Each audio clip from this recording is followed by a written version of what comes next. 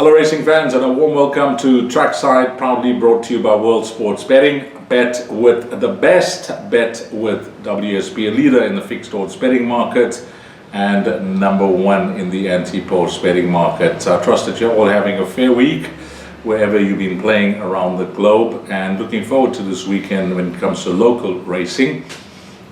We race at Turfentine on Saturday and then we move over to Greyville on Sunday.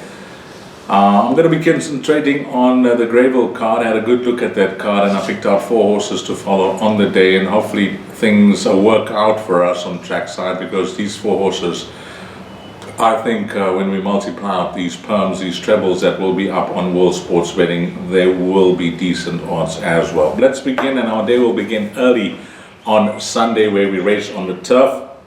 And this is a maiden plate over 1,000 meters.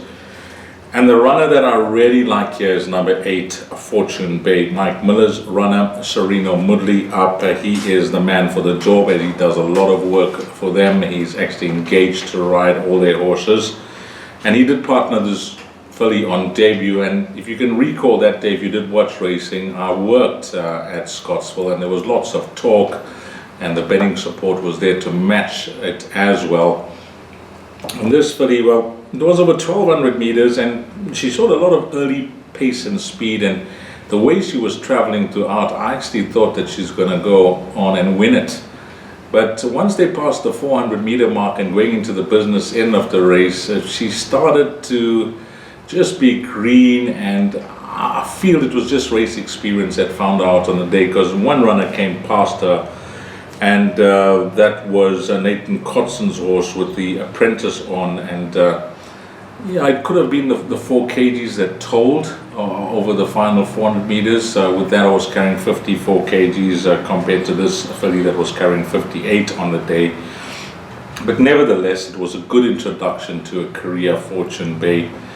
And now they're putting her around the turn at Greyville, which is always tricky, but I don't see a problem with the turn, and I really like the fact that they bring her back in distance. With the amount of natural pace and speed she showed last time out, I think this 5 furlongs at a tighter track is going to suit her much better. And if that last start has brought her on in any way, I think she will be very hard to beat. From her form line, 3rd in that race was Green Chili, who was a very unlucky fought next time out, and she finds herself in the Beach Beauty Mile later on the card, which is race number 7. So Fortune Bay, hopefully we can get off to a flying start there in race number 1. Then we move over to race number 4, and no prizes for guessing on which horse I'm going to be tipping here. As you can see, it is going to be Captain of the Green. Yes, Darlin Chinsami, Marlon Nika and myself, representing the Buy Racing Club, own this horse. And if you can recall last time out, if you did watch the show, we did tip the horse to win and win the maiden. And what a supreme confident rider, must be said, by Athandiwe Mgutla. He had a wide draw to overcome, and no mistakes. He just jumped over from that wide gate, and this horse, unlike his debut run, where he seemed to be lost in the early part of the race and only started to gather his stride when it mattered and the race was over, last time out he was more alert. He was sharper out the gates. He flew out, and Athandiwe found himself in front. And that's where he stayed. They never headed him. They were coming for him over the final 200 meters or so, but the closer they came, he was always going to put his head in front. He's progressed nicely from 1 run to run 2 to win. And the word from the stable is that he has improved further from that start. He was a kg over the benchmark, the race cut up. He managed to get in, which is a massive plus, because there is a plan of action for this horse. He qualifies for the Ready to Run at the end of the month down in Cape Town over 1,400 meters. And because he's so well, Garrett Van Zyl, the trainer, suggested to the partners that, the horse is so well, he could pretty much win a 1,200 or a 1,400 meter race the way he's been going.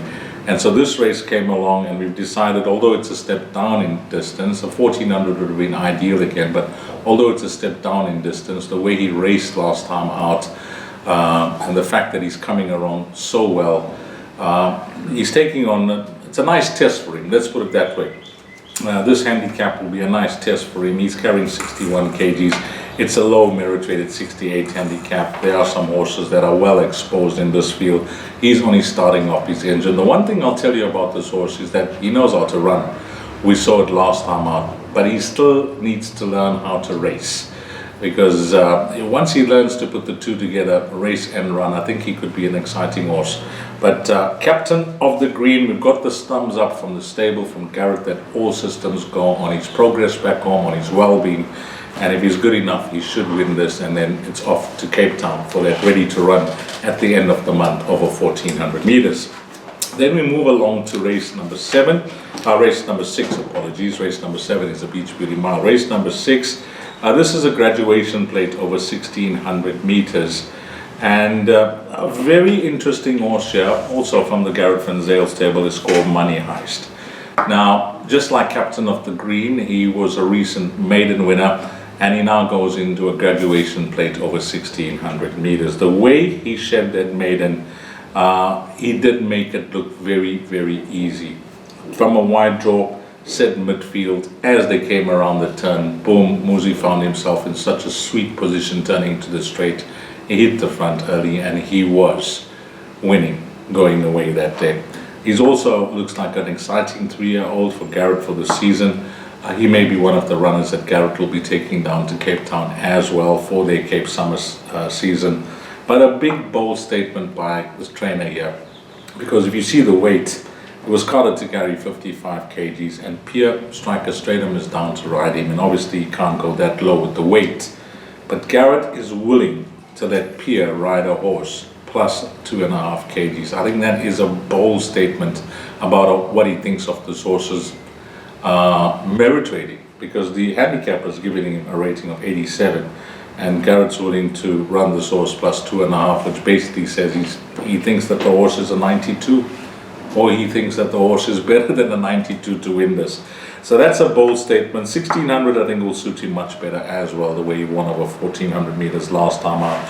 His form line of his debut run, we know how good that is. Fire Lord, Wade Warrior winning, running third, winning again. Winsky coming out to win, Aurora Storm winning as well. So all systems go with number 6, Money Heist, and this will be a good test for him as well. You know, there's the hard knockers here.